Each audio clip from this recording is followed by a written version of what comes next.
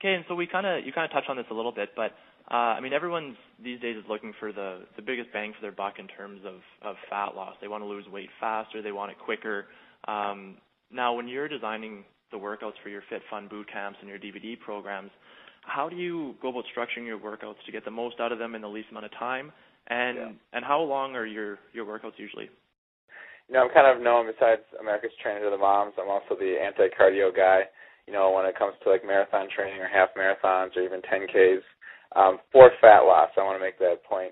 You know, I'm not against them in general. Like, if you want to run a marathon because it's a challenge that you want, you know, by all means, more power to you.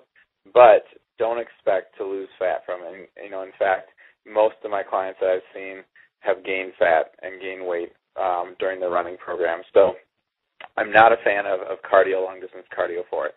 But what I am a fan of is resistance training and interval training / burst training. So strength training, you know, is kind of obvious, you know what strength training is, but how I design it, and I usually focus on strength training first, 3 days a week, about 30 minutes worth. So total body strength training. I'm not a big fan of doing body part training where you break up your body parts. You know, you do your chest and triceps one day and then your back and biceps the other.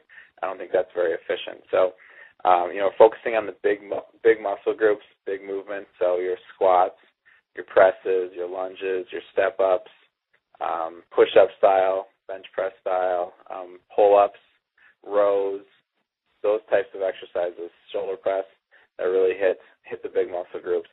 And, you know, 8 to 10 exercises, 2 to 3 sets, generally about 2 sets, varying the reps and the sets up all the time.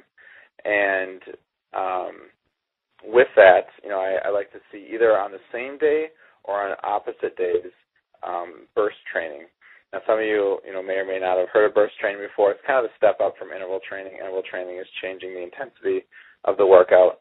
So with bursts, I teach my clients to go all out at whatever they're doing. So if they're riding bike, or if they're swimming, or if they're running, or if they're, walking, depending on the client, if that's all they can do, or jumping rope, whatever it is, go all out for an interval between, say, 15 seconds up to 1 minute. 1 minute's about the max, because if you go past then, you're not really able to work out at a very high level.